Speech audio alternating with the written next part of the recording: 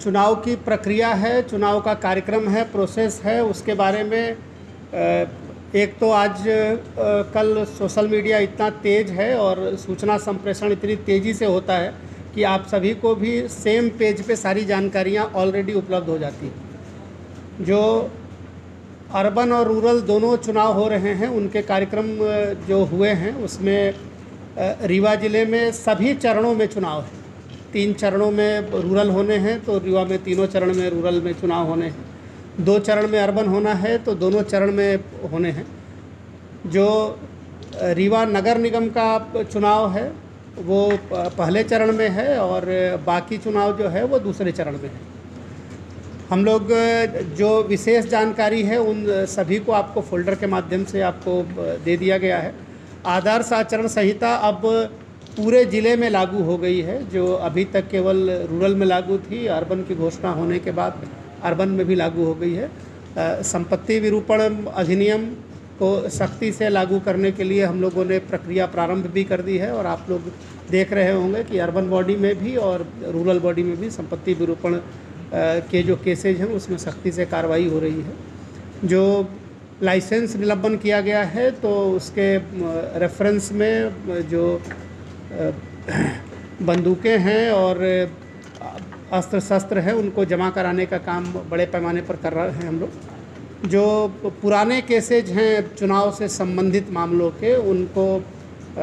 Permanent निपटाने की एक तो कोशिश चल रही है और दूसरा उसमें बंध पत्र करने के लिए लोगों को मौके पर जाकर पुलिस और मजिस्ट्रेट की टीम जा रही है, ग्रामीण क्षेत्रों में भी और शहरी क्षेत्रों में भी। ये प्रिवेंटिव सेक्शन की कार्रवाइयाँ और जो चुनाव के समय विशेष रूप से जिन कानूनों का हम लोग उपयोग करते हैं उनका इस तरीके से प्रयोग किया जा रहा है ताकि चुनाव शांतिपूर्ण ढंग से और व्यवस्थित तरीके से हो। इस पूरी प्रक्रिया में हम लोग लगातार आपसे मिलते रहेंगे, आपसे सूचना संप्रेषण का काम करते रहेंगे। आप सभी से भी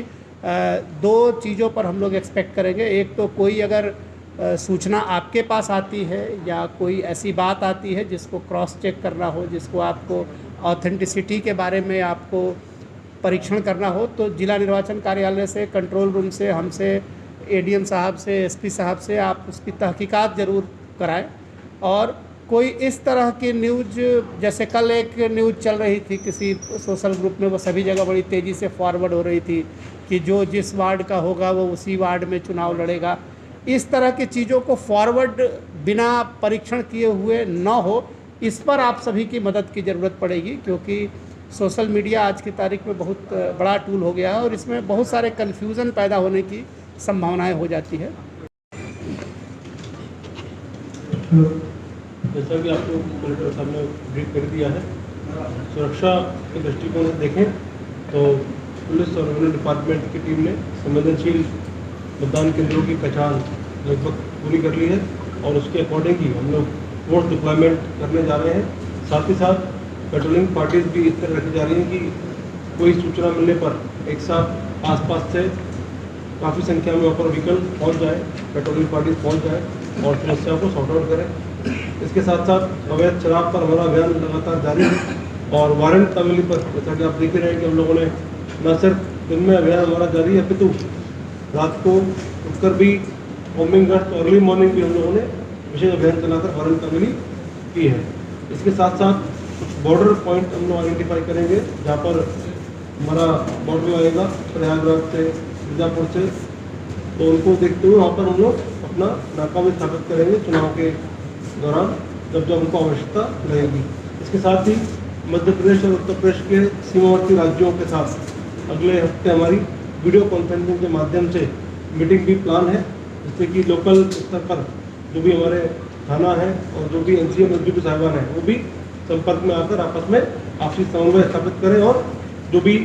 बदमाश फरार हैं उनको पकड़ने में सहयोग करें और आपसी समन्वय से स्वतंत्र और निष्पक्ष चुनाव में सहयोग उनसे हमको मिल सके। तो इस पूरी प्रक्रिया में मैं ये कहना चाहूँगा कि मीडिया के बंधुओं का रोल काफ़ी महत्वपूर्ण रहेगा। आपके द्वारा प्रदान की गई सूचनाएं हमारे लिए महत्वपूर्ण है। उन सूचनाओं पर हम लोग त्वरित एक्शन लगातार जिस तरह लेते आ रहे हैं तो आपको विश्वास दिलाते हैं उन पर पुनः उसी प्रकार हम लोग तत्काल कार्रवाई करेंगे आप लोग जितना अधिक संपर्क संवाद में सहयोग करेंगे उतना ही हम लोग मिलकर स्वतंत्र और निष्पक्ष चुनाव में अच्छा काम मिलकर कर